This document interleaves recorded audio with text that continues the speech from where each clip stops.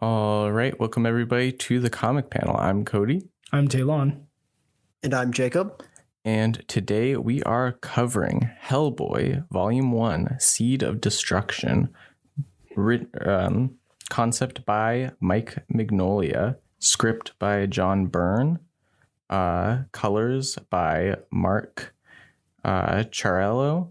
And drawn by Mike Mignola. All right, so Jake, you picked this book.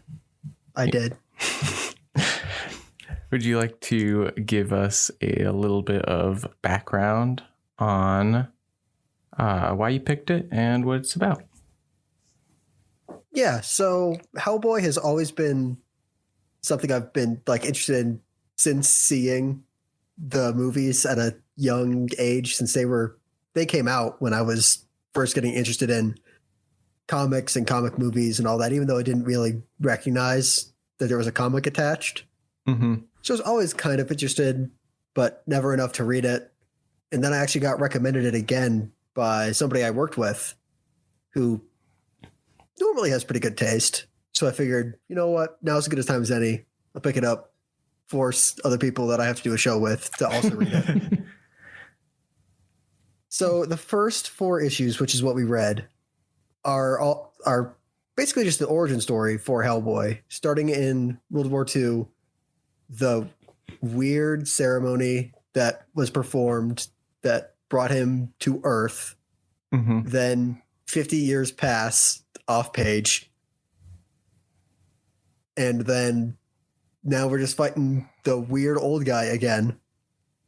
Except now he's bringing a snake demon or 7 snake demons, I guess. Yeah. But only one at a time. Elder gods. To Earth. And Hellboy is the key to that somehow. He was the vessel. I don't think so, though. Yeah, he seemed pretty optional by the end of issue 4. Well, that's because he found the other girl. Oh. Elizabeth, I think was her name. Right. But I mean, that's at least what he said. It was just for the energy, not for that was what the weird elder god was actually going to inhabit. Inhabit. Mm-hmm. Yeah, because I think that the elder gods are supposed to his plan at least is for them to inhabit him, or at least one of them. I don't know if it's all inhabit Hellboy. No, not Hellboy. The guy that's doing all this. Which is it doesn't. The book doesn't come out and say it, but it's supposed to be Rasputin. Oh, interesting. Oh. Yeah, that whole thing where he talks about getting shot and then drowned and poisoned and thrown in a river. Was that's how Rasputin actually died. But I guess in this alternate history, he didn't die and was actually magic. And then was a Nazi, which is kind of weird. Yeah. Well, I mean, worked with, was he?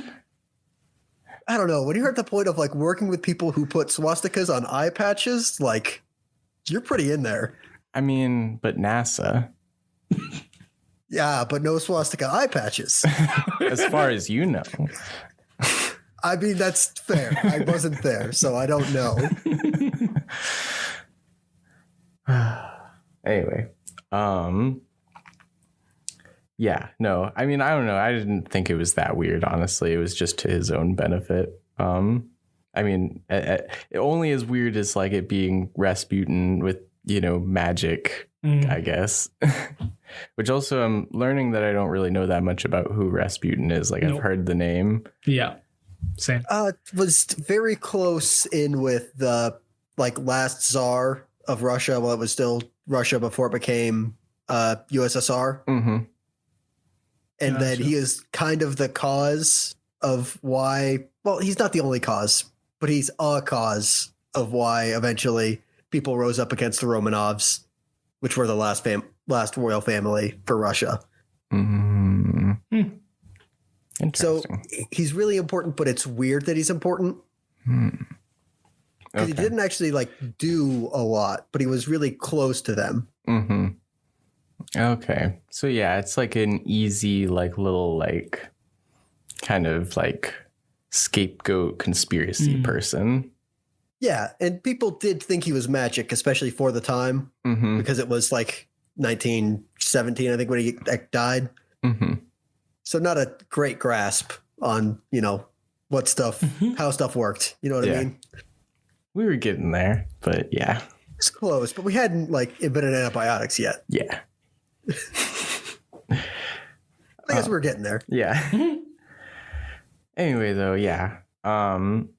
Basically, we kind of like gave like a very broad summary, but like, yeah, after, the 50 years of, from the point that Hellboy is brought to Earth, I guess, from whatever realm that he came from, he basically we see him go to the house of what's his name, Broomholm. Oh, Yeah. Professor Broom. Professor Broom, yeah. Oh yeah, that's And true. It that's was his like adoptive father, mm-hmm. because he was with the people who picked him up when he was, well, not the Nazis, because that was a weird thing. Was like the Allies and Professor Broom and whatever that weird like World War II superhero was Mm-hmm. are in one place. The Nazis are in Stonehenge, or is that just Something a like that. different place? Yeah, something like that. I don't think it's Or in a different place. Mhm. Mm-hmm. The Nazis do a what do you call it? Not an experiment. A It's ritual. like a ritual. Thank you. Mm. And then nothing happens there except where the Allies are. That's Mhm. where Hellboy pops up. Yes. Mm. And they don't really understand why, but they just kind of on a gut feeling basically feel like they're related because it happened at the exact same time. Yeah. Yeah, I mean, it'd be weird if it was unrelated. Yeah. But It's less believable if it's unrelated. Yeah. But yeah, basically, Professor Broom has just gotten back from a 10-month expedition to the top of the world where there was supposed to be like an ancient temple thing. But he is back and he can't really remember his expedition because he is like so like rattled from his experience. Mm. And Hellboy like tries to like, calm him down, get him to explain. He does explain a little bit, but then he gets like re-rattled like at the, kind of peak of the like when the problems start. And then there's frogs. a bunch of frogs, and then the weird frog monster shows up. Mm-hmm. And it kills Who's Professor just- Broom. Kills Broom, and then is just like a weird frog monster, I guess. Fights Hellboy for a little bit until Hellboy, I think, just shoots him or Mhm. throws him out the window. Shoots him. Yeah, it's just the one he shoots. Mm-hmm.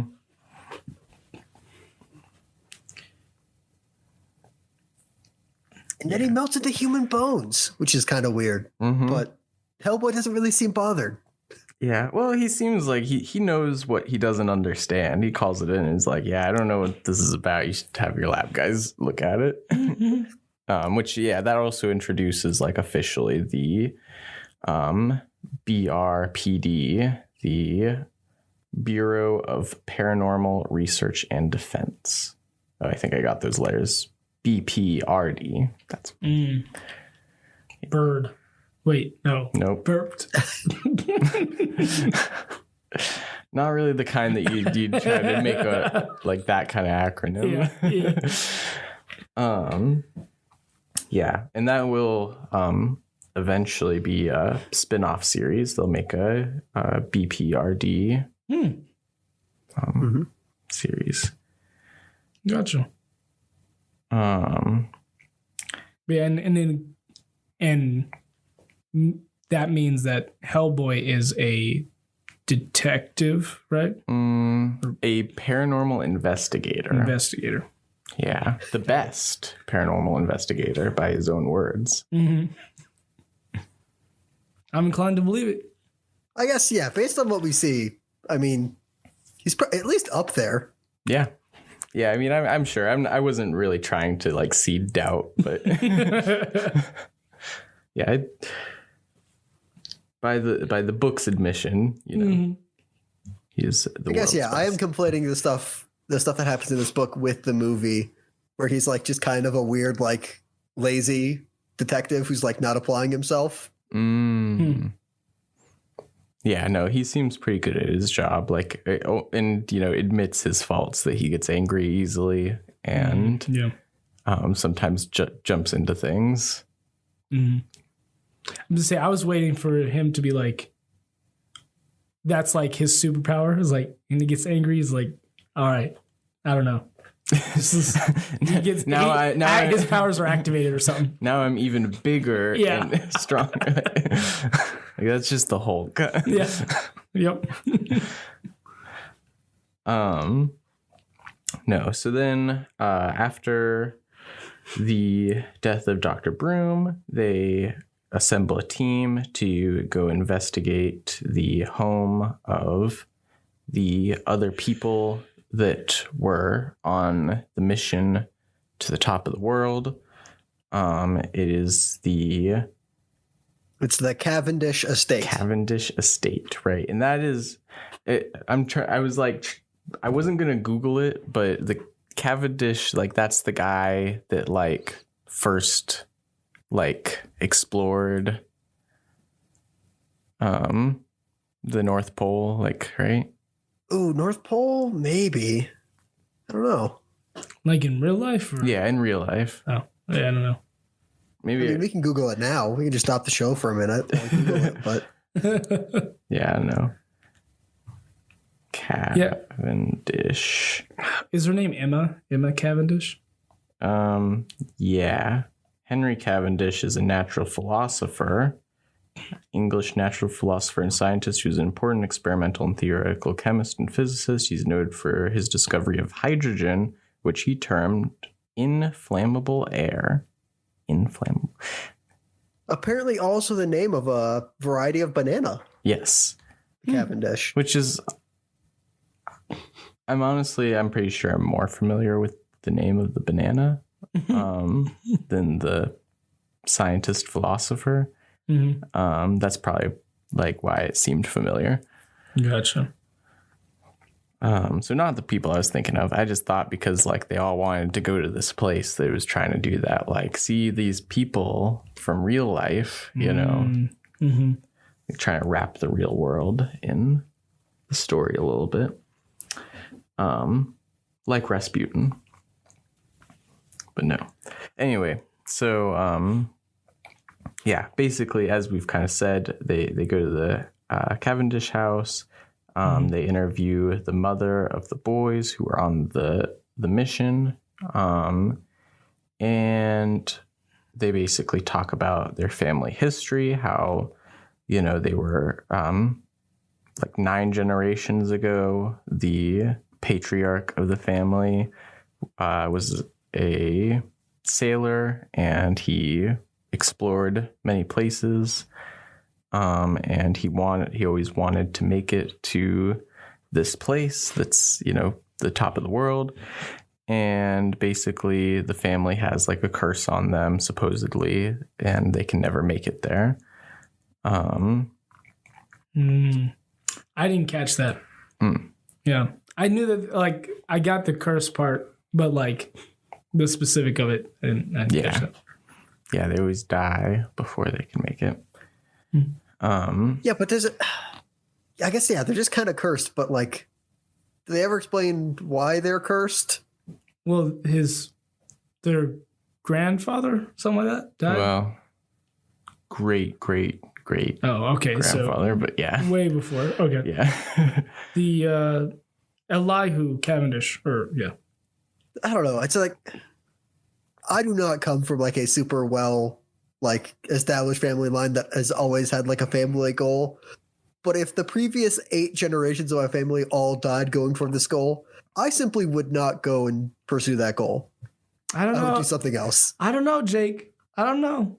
That's you speaking from you right now, but who knows if you had that kind of family? All I'm saying is, if my family is cursed, I would do whatever I could to not enable that curse. Yeah, I mean, of course, the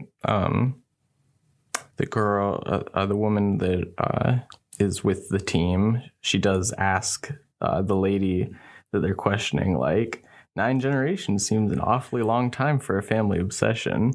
So yeah, it's definitely strange. But I think I also think they say it's only the men. Mm-hmm. So I think any other sisters they had just go and live normal families. Yeah. Or live normal lives Mm-hmm. and have families, presumably. And then they're not cursed, I don't think. No. So you're only 1 generation away from not being cursed anymore. Mm-hmm.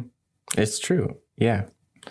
So just don't engage the curse. Don't try to explore Yeah. top of the world. Yeah. I mean, I think that it's a mixture of like you said, Talon, the 9th generation grandfather not being able to do it, plus where they lived, because that's a ancient god evil site, as we come to find out. They're also on top of a different curse. That's right. yeah. So it's I just feel basically they're just they can't escape it, you know. Yeah. So yeah. Yeah. No, we can move on. Yeah. So yeah, but they're basically staying there at the house for the night. Just because they have more questions, but it's late. The team that they're with, or that Hellboy is with, it's him and 2 other people. There is Elizabeth Sherman. She is a pyrokinetic. They say, I guess. Or pyrotechnic. No, it's pyrotechnic abilities, but I guess. Anyway, it doesn't matter. Mm-hmm. Yeah. Same, but different. So that's kind of her deal. And then they're also, there's another man, but he is an amphibian man, basically. Abe Sapien. Mm-hmm. Abe Sapien. So I didn't catch the fact that he was wearing a costume. Oh, the fake beard and glasses. Yeah, because he is blue, and the lady that they're talking to earlier was all like, "You look really bad, pale." Yeah, and it's just Abe Sapien's just a weird fish man that I guess was originally discovered and put in a weird glass case the day that Abraham Lincoln died, and then discovered eventually 100 years later. Mm-hmm. Yeah. Which is weird, but that's pretty cool, actually. Yeah. Also, am I supposed to be able to understand the little note that is on his little containment, because it says it looks like ichthyo. Oh no, it just says sapien, which is, I think, Latin for fish and man. Oh, okay.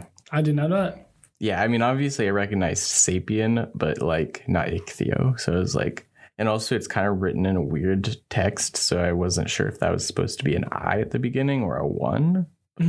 That's fair. Yeah, that makes a lot more sense now. Fishman. Okay.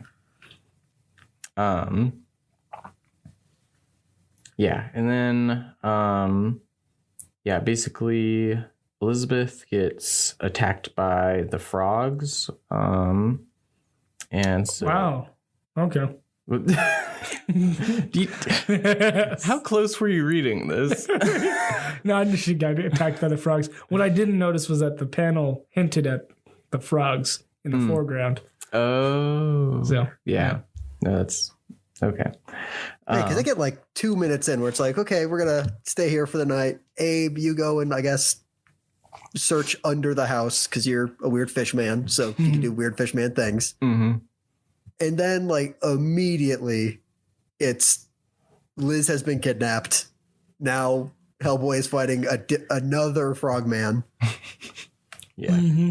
Immediately after. A frogman that looks exactly like one of the sons of the woman who they were, interviewing, one of the ones who was on the mission that Professor Broom was on.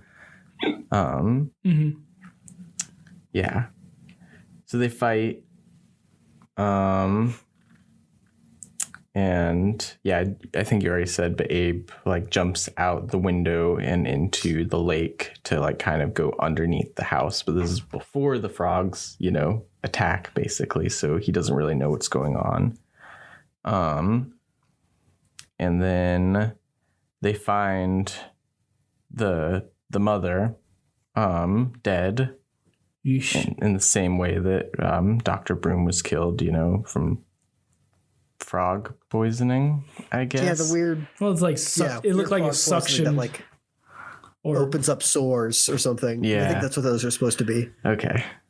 Yeah, and then we get big villain reveal number 1. It's the wizard who summoned Hellboy. Or Rasputin. That's right. I forgot. Again, they don't name him Rasputin in the book. I just want that to be clear. Yeah. No. I think they definitely name him in the movie. But I'm pretty sure they do. Okay. Yeah. And it's just so far unknown. Mm-hmm. Yeah. And then Hellboy gets taken down beneath the house by tentacles. They're conjured by the wizard. And then he lands in the basement, basically. The basement with all the evil cursey stuff. With the wizard. Yeah, with the wizard. Yeah, I feel like he probably like got like the streamline tentacle mode, Oh, yeah. He just got to go down the easy way, basically. Yeah, and the wizard is like, hey, I summoned you. I know what you're all about. I can tell you about the secret power you hold. You just have to join me. And then he says like a lot of like, I'm not offering you, and then continues to like offer. Each time that, Hellboy says no. No, please. No. No, please. No. Yeah, and then Hellboy shoots his head off, but it grows back. Yep. And then he basically tries one more time to ask him, and then Hellboy's still like, no. And then so another much more Lovecraftian frog man with like kind of more of like a unhinged jaw beak thing happening. That would make sense. Basically attacks Hellboy. And that is, again, one of the brothers of this family that went on the initial mission. And like basically this one was like the best host for this thing, though. So he's the most powerful, basically. Meanwhile, like Abe finds two of the frogmen and the mom that's dead. And he also finds Elihu Cavendish, the body of Elihu Cavendish, surprisingly well preserved. Yeah, you would think I guess they were kind of implied to be like northeast United States. And right next to the water, which is not usually like a great place to keep corpses, especially not for however long 9 generations is. Right. So, yeah, fairly surprising. Yeah. Anyway, so, more fight scene with the frog. Then after Hellboy is mostly beaten, honestly, he's just kind of resting on the ground, can't move, because like also the frogs have like a toxin that like, you know, basically numbs the body. So basically the wizard tells his story. Also, one thing I'll say too, because we've mentioned it already, with the whole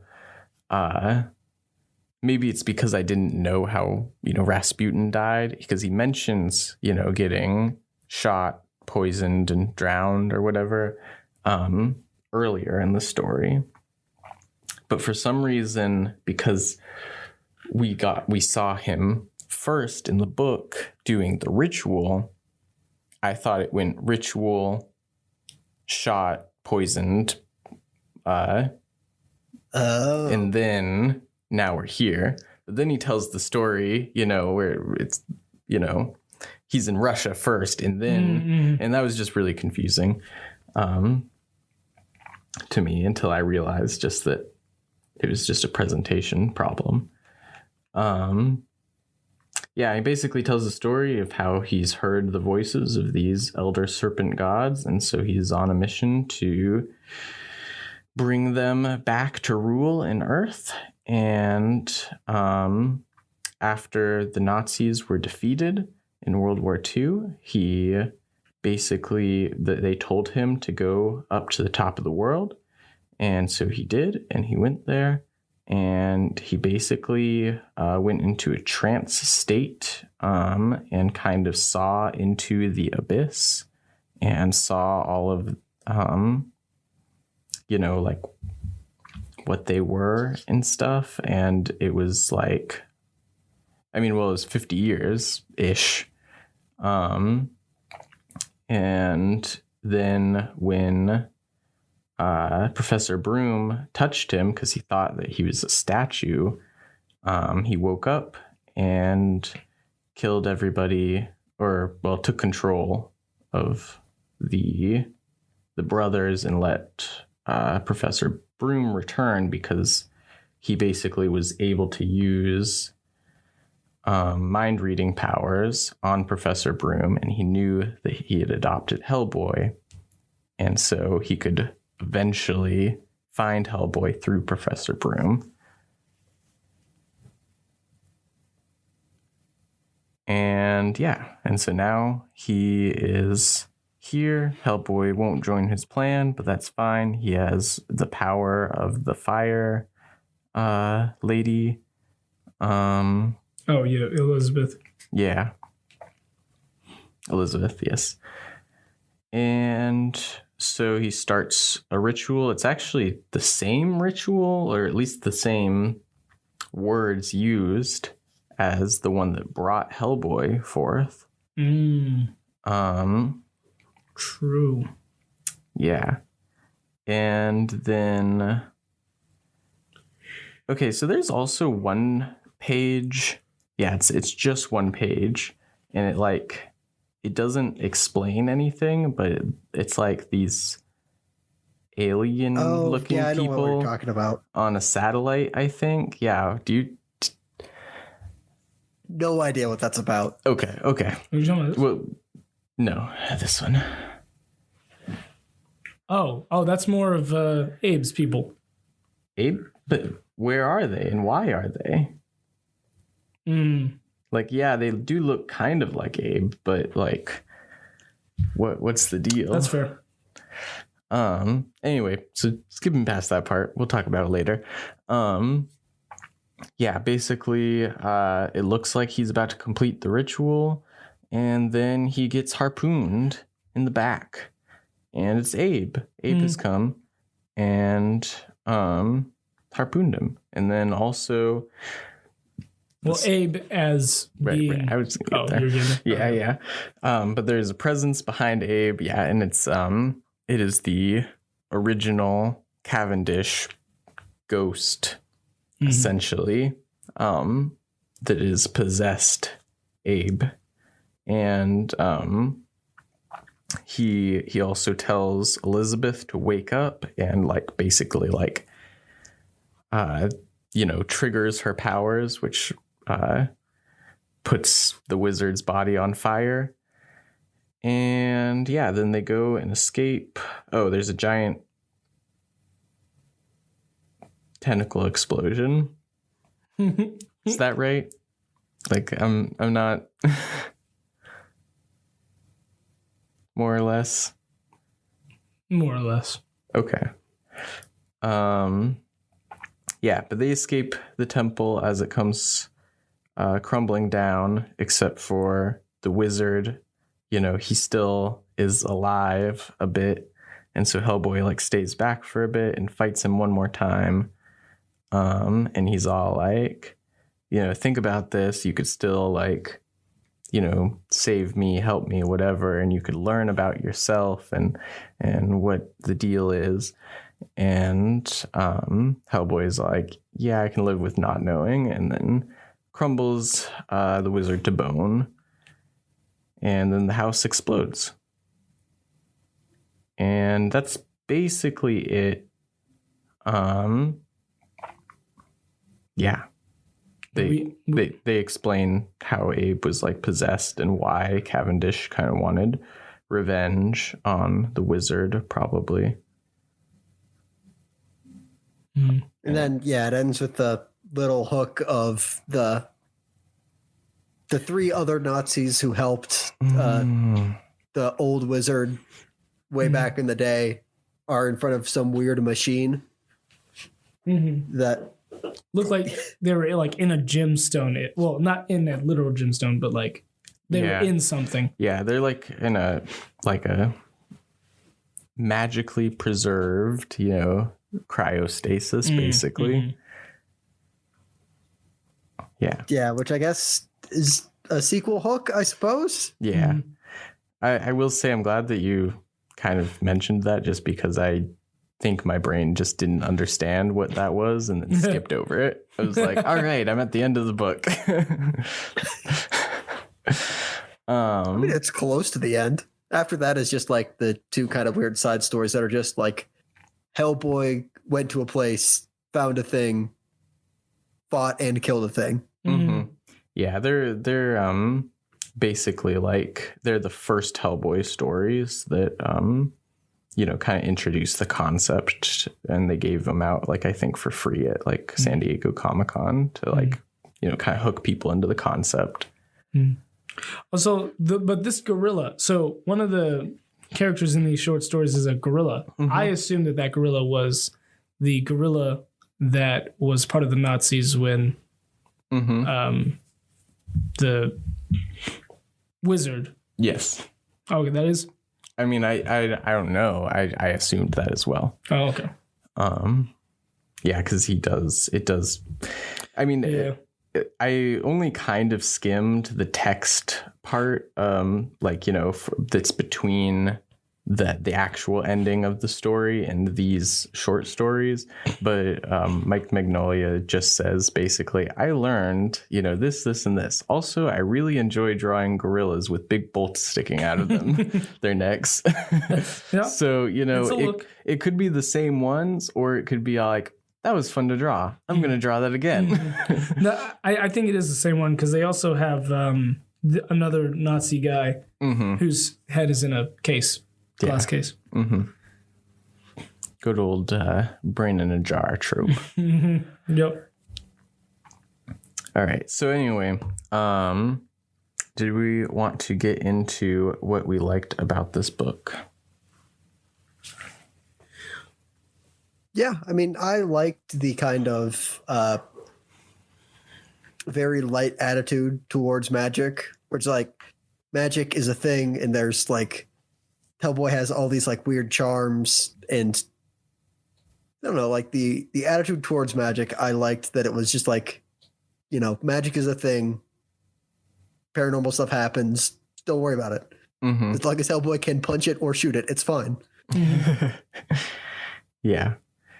And even if he can't, you know, he has, like you said, charms and talismans and stuff, you know.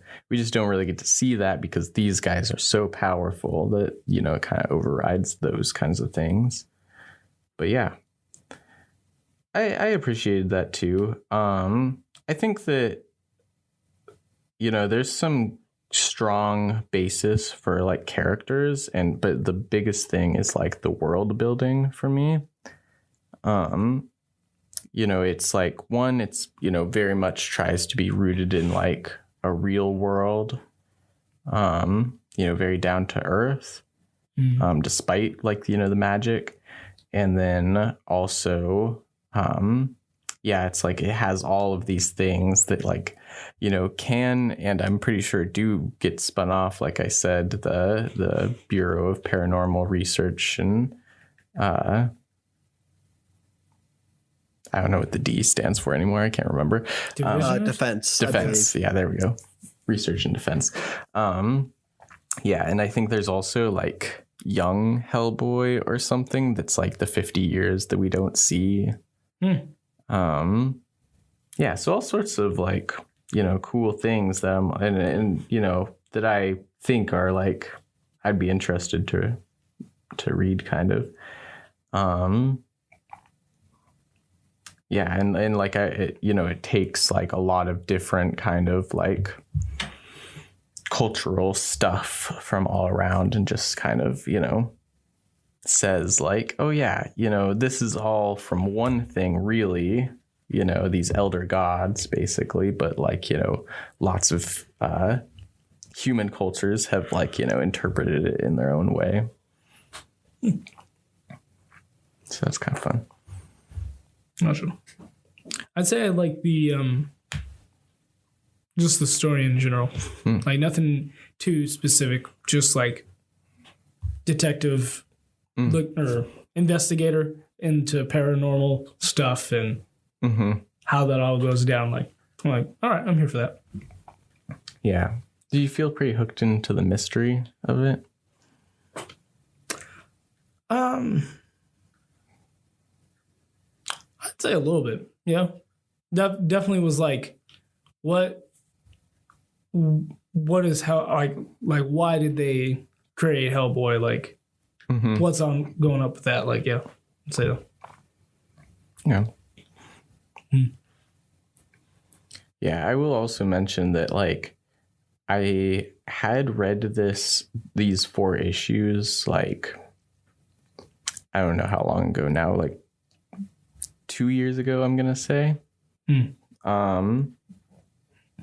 But yeah, I remembered exactly issue 1, and then the rest was a little bit murky where I was like, I don't really remember everything that happens there. But it was still enjoyable, second time around. So yeah, that's I think that it's pretty like quick paced story too. Yeah, and I can always appreciate that, where it's just like it's not gonna dawdle too much. That's a good word. Thank you.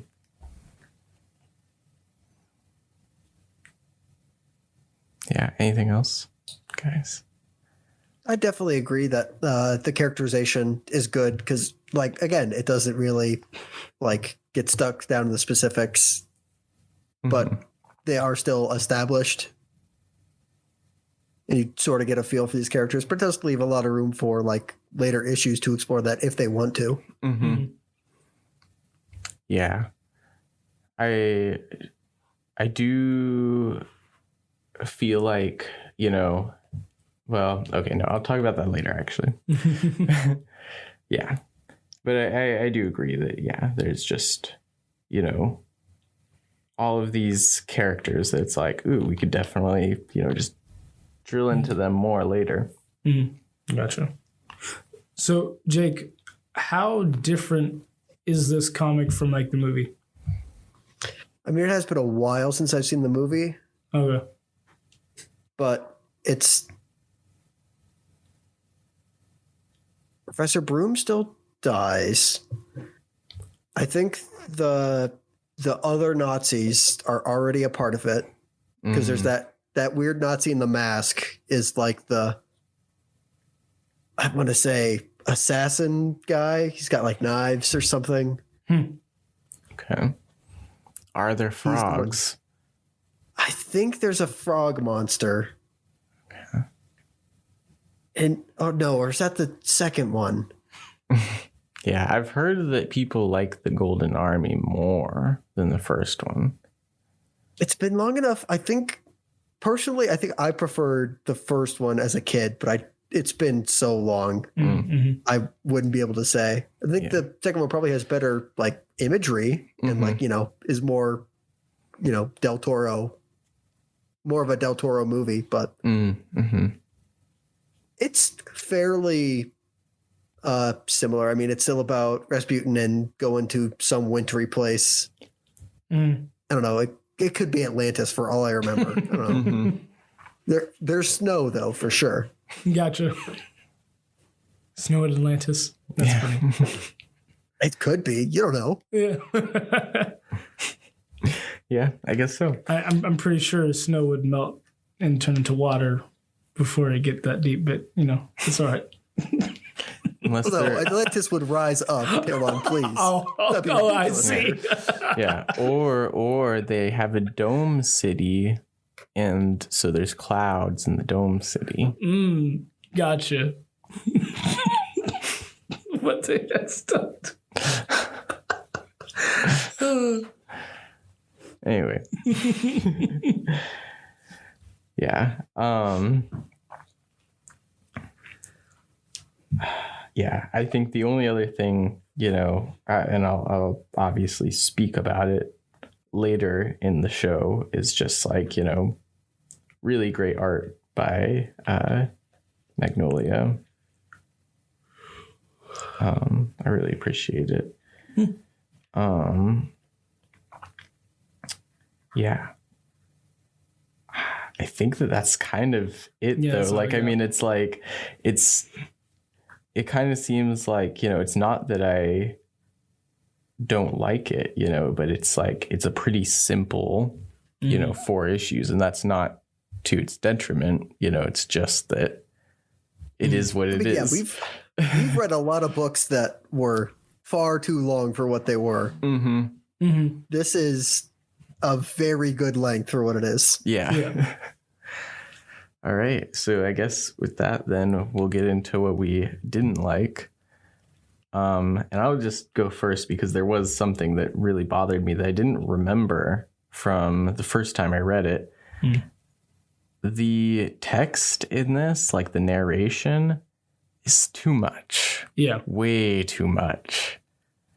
Is like, I felt like it, the first time I read it, I thought at least, and again, this is like trying to draw on like 2-year-old memories, but I thought it went down really smooth.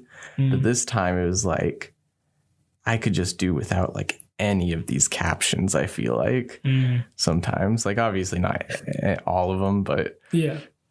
Okay, so it's more of a problem of like the amount of narration, because when you said text, I thought you had a problem with like the lettering. No. Like it was hard to read or something. No, yeah. I just mean the amount, yeah. And like also the writing itself too, like how many times did Hellboy like, say like that part of my brain that is like, still working, like come up with something new to think. I don't know. Or a new way to explain. Yeah. Again, why are you incapacitated so often? To the point that like only one. I mean, if he wasn't incapacitated all the time, it would be a much shorter book. Yeah, I know. Kind of short. I know, but I'm just saying, like it's like Talon said. Yeah, find a new way to explain it. And just, yeah, like, and I don't know. I've read things from John Byrne. I feel like he's better than this. Like this is very much like overwriting, I feel like. And like what kind of years would John Byrne like in his stories? I guess in comparison, is this like more in his later years or earlier years? I'd say mid, because he came to prominence throughout the 80s. Okay. This is him like kind of leaving the big two, I feel like, and going into creator owned stuff. Gotcha. All right, because Hellboy is not DC or Marvel, right? Mm-hmm. Okay. Yeah. Published by Dark Horse. It did say on the Wikipedia page that I think Mike Mignola initially had like plans for it to be for DC, but like that was like very early, and then he was like, "Nah, just do creator owned." Gotcha. I'm kind of glad it didn't end up with DC. Yeah, I think that it. Like, I mean, I do like I can see it like being like a whole like John Constantine Swamp Thing thing, but yeah. I think that it's better to just have, like I said earlier, it has such a rich world, it didn't need the richness of the DC universe. It just has its own thing going that's just as good. One thing I will say before we get too far off it, about the narration, I think part of that is because it is Lovecraft inspired.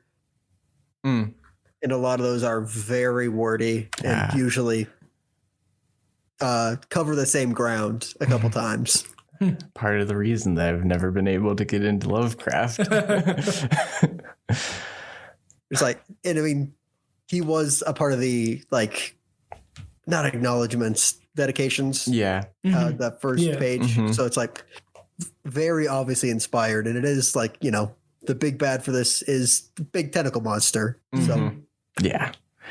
Although I do have to say real quick, like, I get it. I definitely, like you said, I see the H.P. Lovecraft influence written all over this. Weird to me, like, just with what I know about H.P. Lovecraft, to be like, yeah, and like it's influenced by it, but also the villains are like Nazis. And also I also dedicated this to Jack Kirby. Historic Nazi killer. Ooh. We all are broad canvases of who influences us. You know what I mean? Yeah. Yep. No, I get it. And like, honestly, like if you're going to do like Lovecraftian horror in influence, maybe this is actually the best way, really, when you think about it. It's like you can't change who H.P. Lovecraft was as a person.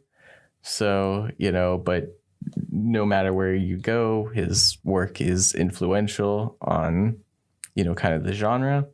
So like, just be like, all right, we're going to like be like, these are definitely the bad guys and these are the good guys, kind of hardline stance there. But it was weird when I saw the dedication page. I was like, huh? But yeah.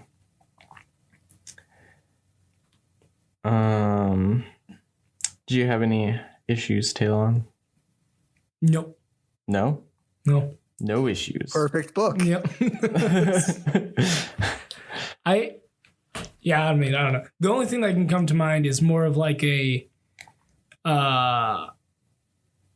not that I don't know if I can say that the book is bad or it's just like the character is a character that would be like that.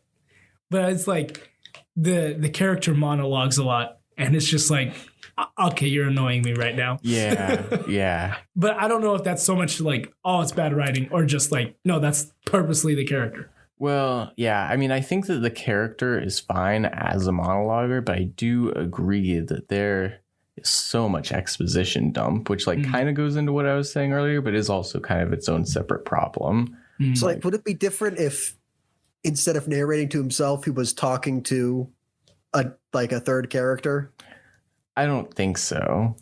That might even be worse because like the way that this gets set up in the first issue with the military report, that at least establishes like, this is all, somewhat bureaucratic with the, BPRD. So like, they're kind of like like this is first person narration still, but like, you know, you're kind of viewing it as a report, you know, that he's writing up in the future almost.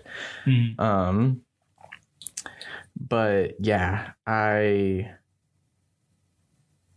just think that, like, you know, there are other ways to reveal details, like slowly and subtly. And there's just so much crammed into these 4 issues. And I feel like, I mean, I don't have any evidence of this, but I feel like Mike Mignola was like, basically like, he came up with kind of like a mega story, you know, for the whole thing. And it's like, okay, well, I have to like get all of this in here, but also, John Byrne, I need you to actually write the script, but you have to fit like all of these things in. Gotcha. You know, and so it's like, all right, I'll just put them in there. Yeah, I feel like there's, to me, to slowly give out information and not have it all be dumped on would require a lot of the details to not be in these first 4 issues. Yeah. Just like give us like the relevant stuff that we need to know right now. Yeah. And thinking about, you know, like where mainstream comics were at the time, like this is 1993 that these issues are coming out, which that surprised me too, I have to say. I think I remember realizing that the first time I read this, and then I proceeded to forget, because I just really thought that this came out like early 2000s, you know? So yeah, I was basically like, wow. But anyway, back to what I was trying to say, basically that, you know, compression, or not compression, the opposite of compression. Expansion. Basically, like, you know, the act of taking a story and like, you know, kind of, expanding. I know that there's a better word for it. I'm just not thinking of it. Yeah. But, you know, like, for instance, one of the best, you know, kind of examples I can think of, love it or hate it, Ultimate Spider-Man. It basically takes Amazing Fantasy 15, the origin of Spider-Man, and stretches it out across 6 issues. Gotcha. And so, yeah, they didn't really have that in mainstream comics for the most part. So even though this artwork looks like, you know, incredibly modern for the time and not doing any of the things that were common for 90s, like, I mean, like, think about, this is coming out a year after Spawn. I mean, this is the better, like, start. Yeah. And Hellboy's movies are better than Spawn. But I mean, like, yeah, just like thinking about like where this, I mean, just like you said, it's the better start, like, you know, but it's night and day to me, you know, like Spawn is doing everything that every other superhero comic is basically like trying to, like, you know, emulate and like just copy each other. And this is like something like totally different for the time. So I guess that kind of goes back on the good things side. Yeah. But you know,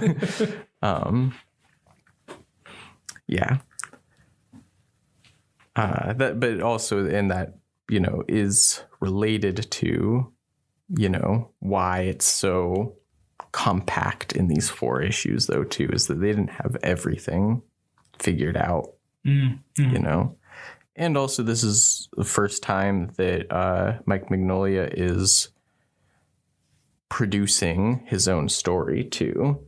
He has since then just had a career in illustrating with pencils and ink. Yeah. Gotcha. Yeah. Also, I was going to mention, just as I kind of said that I would mention later, the whole like satellite with the alien looking things. I want to look at them again because I just got to this like very clear, front face of Abe, and I'm like, are those things supposed to be like Abe? I have to get to the page where they are though.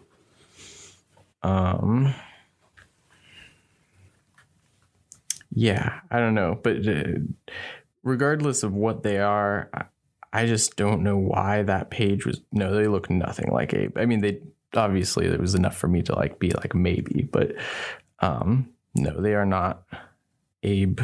I don't know. They just got like those weird like kind of a Thanos chin, and then also like I guess ridges on their head, and I guess it's supposed to be like I don't know. I kind of like it because it's just like it's a weird like off ramp for the story to be like. Not only is this going to ruin Earth, but also, A, there is a multiverse in this story. B, whatever happens here will also impact the multiverse. I kind of like that. Is that the implication? Yeah, because they talk about it being the core world, which also implies that then there are non-core worlds. Oh, okay. At least to me, it sort of implies like maybe, parallel Earths or something, and there's like a some organization that is like monitoring that at least. Huh. Okay, you got a lot more from that page than I was able to pick up just on with my teeny brain. But then on the other hand, it's like, what does that mean for the actual story? Because they don't like do anything. Yeah. They just kind of say this is a bad thing that's happening. And we already know it's a bad thing that's happening. Yeah. It doesn't add to the story at hand. It's just more world building that's put in the middle of the climax. So to me, they look enough like Abe that I'd say they're connected. But also, from what there was, the captain of whatever that crew was called, like one of the people in that crew called to the captain saying Ab Judah or Abe Judah or something like that, right? Mm-hmm. Which I was under the impression that Abe's like name was like Ab something. So, but I don't actually remember what his name was, other than Abe Sapien. No, he doesn't. That his only name is Abe Sapien, right?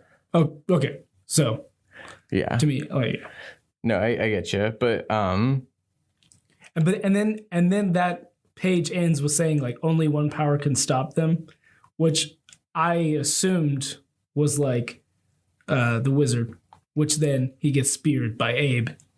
Oh, but then that's not Abe, that's Cavendish. Yeah, yeah, and also it says, the power that created them. I thought that was supposed to be Hellboy, honestly. But I don't know. But yeah, it says Ab Judah Earth, and so I took that to mean that is the name of the core world, the Earth that they're on. I guess once after Jake explained, honestly, because I was like, I didn't understand this page at all when I first read it. Like it's still weird. Don't get me wrong. Yeah. But I kind of like it. Yeah, I guess the more like this has to be like one of those things where these guys are gonna come up later, and then you're gonna be like, all right, cool, and then you're like, time passes, and then you're like, I want to reread Hellboy, and then you reread Hellboy, and you're like, whoa, those guys? Yeah. I kind of hope they never come up again. Other things that I maybe didn't like, I don't know. I was a little disappointed, even though I kind of remembered it, that Professor Broom dies. I'm just like, maybe it would have been nice to get to see like a little bit more of his relationship with Hellboy before he dies, but I don't know, that's a pretty small, I'm kind of like, it's like, it's just not that story basically, and I can't really fault them for that. It's like it's a little bit like being like, I wish Uncle Ben stayed around a little longer, like, you know, like. I got you. So yeah. Although, if I would argue that they at least show the relationship between Uncle Ben and Peter. Yeah. So it's like, I can't follow you. Yeah. I don't know. On the other hand, though, they do give themselves like 50 years of time to explore if they want to. Right. Yeah. Fair. Yeah, that is true too. Yeah, like I said, I'm pretty sure there's like a Hellboy Junior, Kid Hellboy. Oh, okay. Yeah, it gets a little confusing when they still call him Hellboy, and so it just makes sense for the, like, I don't know, call him Hellman later. Is it Hellboy Jr.? I don't remember now. Little Hellboy. I'm not. Or Young Hellboy. Young Hellboy. Oh, like young Indiana Jones. Yes, it does look that way too. Yeah. Kind of slightly styled that way. I don't know. I guess if I had to say something I didn't like, it would kind of be they skirt around some stuff they don't really have to. Like, you could just call the evil wizard Rasputin. You don't have to, like, sideways and, like, glance, wink, and nod that it's Rasputin. Just say it's Rasputin. Mm-hmm. Like, nobody's going to be upset that you made Rasputin a Nazi. He died, like, over 100 years ago. Yeah. Who cares? Yeah, I don't know why they were, like, it's a weird, like, almost like cameo, I guess, like real world cameo. Like, I see what you did. Like, I don't know. Yeah, I kind of agree with that because, like, I feel like it would just be better if I knew, I guess. Except for, I don't know, if they just called him Rasputin, like, would they explain, like, how he died, or would they assume that you just knew that? Because I didn't know that. True. But is that relevant to the story? I don't know. I guess it is relevant in so much that he is alive now, and so you have to know that he died. I don't know. Maybe he comes back. Who knows? Yeah. Anyway, yeah, I can see that though. Yeah. I did feel like too, as much as, like, you said that you liked the kind of nonchalantness to magic, I was also like a little bit like, all right, like, we get any kind of like explanation, like, especially like it they say that in the 50 years, they've hardly found anything about the Hellboy incident, So it's like, well, what do you know? Like, you got to know some other stuff. Like, I kind of want to just know what's... Yeah, some confirmation about, like, a couple facts would be nice, especially once we also see that, like, in the introductory comics, one of the things Hellboy goes to fight is the Egyptian god Anubis, who I guess is just, like, sucking up small American towns for the purposes of... Yeah. But then is defeated by a street sign. Yeah. So, like, what's the deal? Is, like, can he be defeated because he took physical form? Is it just because he's not on, like, his home turf? Why is he sucking up American towns? Like, what's also any confirmation on any fact, please? Yeah. Also, it was like that comic starts out with, like, Hellboy being like, man, weird combination of symbols, and a swastika, a scarab, and a cowboy boot, and then he's like, oh, now it makes sense. I'm like, not really. The scarab is the only thing. Like, it's like, you're saying this makes sense. This doesn't actually make any sense. Yeah. All right. We want to talk about the art now? Yeah, sure. Yeah, I really, really like the art. I said it earlier. I think that Mike Mignolia's style is just, it's really interesting and fun to look at, and he doesn't really do like, anything like anybody else, in his time. You can see influences from Jack Kirby, like, which obviously was part of the dedication, but it's not like, derivative. He kind of has his own more like simplistic style for the things that like Kirby is known for. And yeah, I just love the like all of the different like spot blacks and deep shadows that this book has. Yeah, I mean, especially you talked about when this book was coming out and like sort of the context. I think the art especially is like a lot better in that context, because like knowing the world was about to see what Rob Liefeld and the rest of like the extreme comics were going to come out. Yeah. Like this art would be such a breath of fresh air. Or it is simple, but you still always know what's going on. You understand like the flow of the panels. Like it's so nice. Yeah. Yeah. And like, even like as much as I like complained about the narration earlier, like sometimes it's like, you just have like, a splash page, or not a splash page, but single panel page, with some text, but like, just spare dialogue. And, it's not like just packed, panel packed, action packed, it's like it lets things breathe. Like, yeah, actually this page right here, in my copy, page 76, just has action only and one text box at the very end with 2 words. Very nice.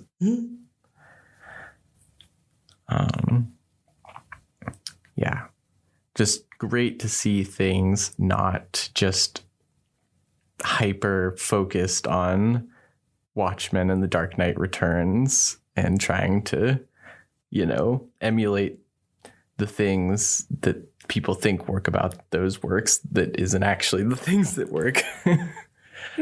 Like tough brooding heroes that are big.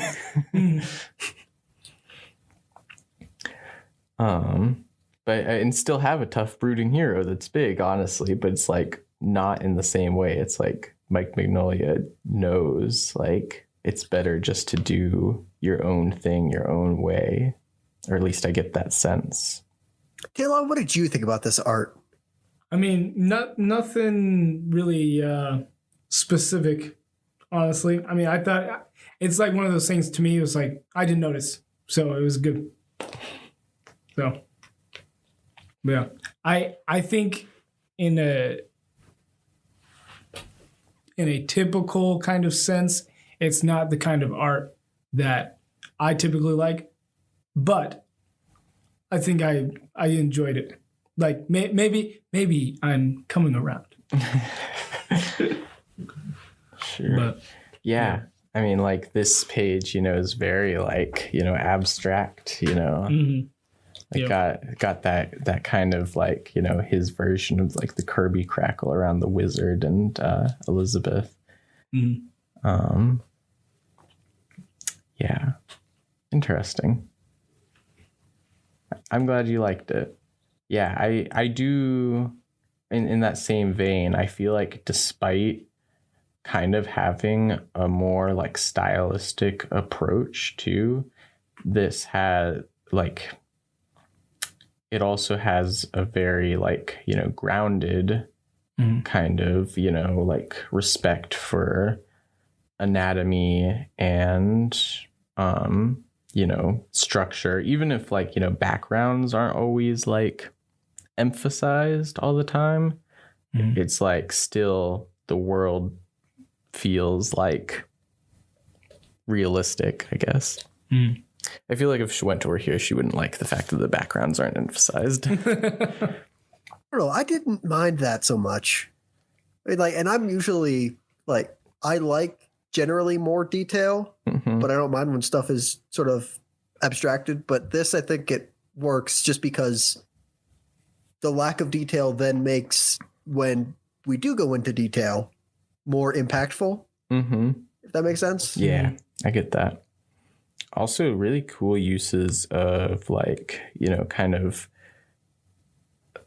color to show like negative space sometimes. Like I'm looking at like some of the scenes where like Abe is underwater and, like sometimes he's like green with like, and the gate is green, underwater gate is green and like black background. And then it switches that color palette where the background is green and he's black. Yeah, just fun stuff, yeah,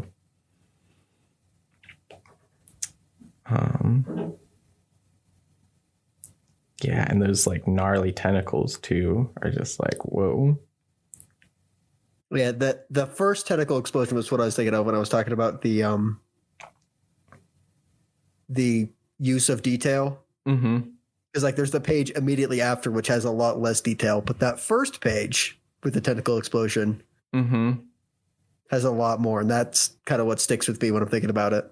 Yeah, let me go back to that because I was the tentacles that I was looking at was when Hellboy gets dragged down earlier. Mm-hmm. Yeah, I was on the totally different issue. On the wrong end of the book. Mm-hmm. Yeah, there we go. Yeah, that one.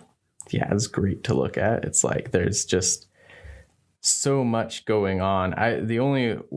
If I had a wish for that, I wish that they would have expanded that to 2 pages, honestly. Like, I mean, it would have been annoying as far as like a digital edition, but I think it would be fun to look at. Mm-hmm.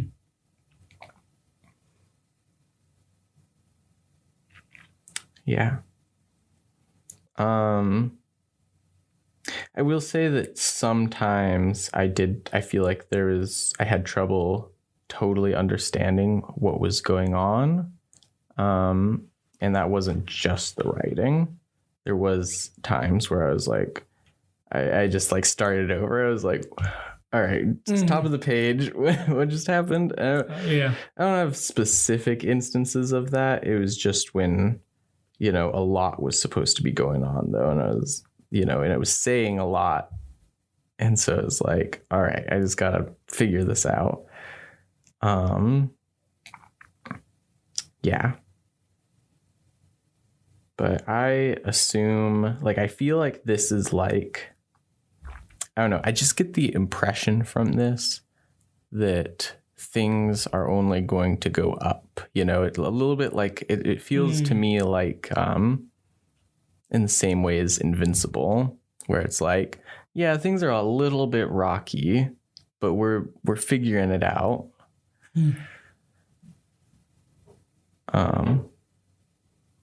And the best is still to come. I don't know. Maybe I just really want to like Hellboy though. Yeah. No, that review of Invincible makes me want to review Invincible. And I actually want to watch Hellboy, the movies now. Good. Yeah. Well, do you guys, on that note, do you want to would you read more Hellboy? Yeah. Oh, yeah, for sure. Yeah. Yeah, I think so too. I've always kind of just wanted to, read more of that world. I feel like it's a pretty, easy kind of thing to like read all of potentially, like all of the spin-offs and stuff. Mm-hmm. I don't know if that's true or not. I'd have to actually look into it.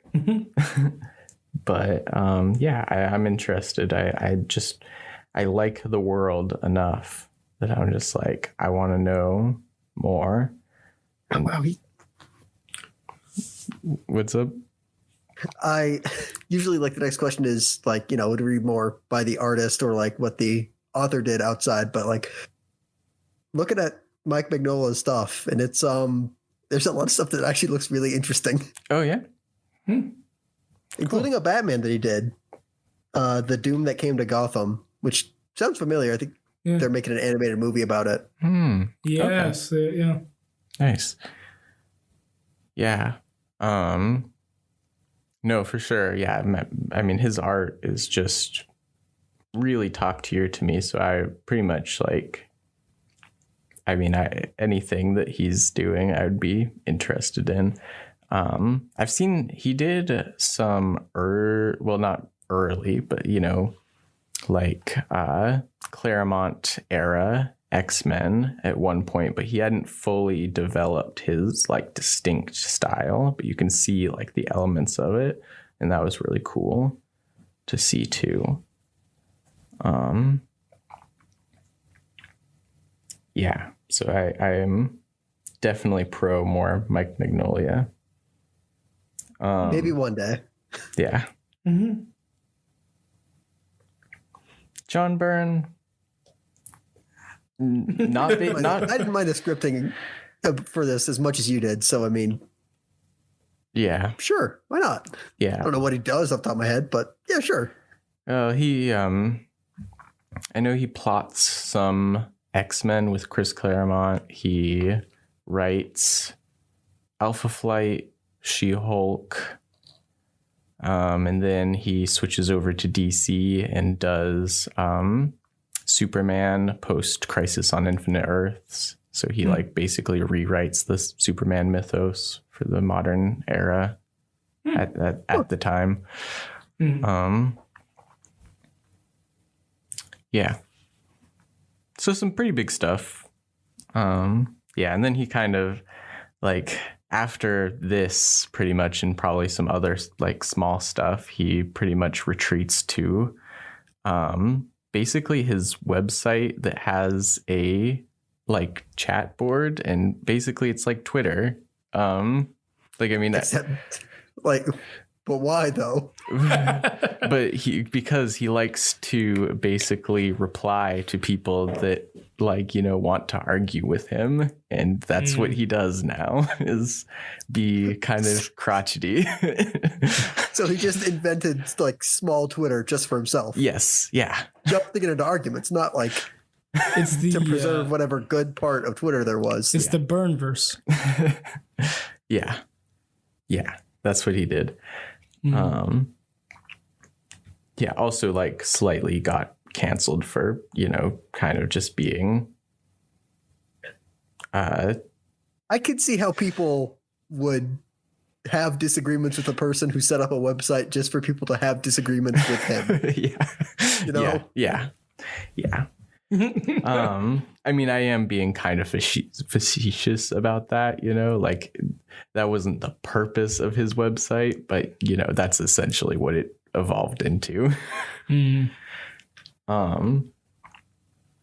Yeah, but he's still, a lot of his Marvel work is very influential, and we actually, I guess I should have said we've read his artwork before. John Burns. Oh wait, was that the Brood, X-Men? Yeah. Okay. Yeah, that was part of the Brood saga. Anyway, though, at least I'm pretty sure. Anyway, yeah. So yeah, I think that's all we've got for the show today. So thank you all for listening. This has been the Comic Panel. I'm Cody. I'm Taylon. And I'm Jacob. And we'll see you next time. Thank you for listening. If you like this episode, be sure to subscribe to this channel, as it helps us out on the YouTube algorithms and getting us seen by more and more people. You can also reach out to us with any thoughts you have on the things we talk about on Twitter at TheComicPanel1 and on Instagram and Facebook at The Comic Panel. Also, if you want to leave a comment, please do. Let us continue the conversation.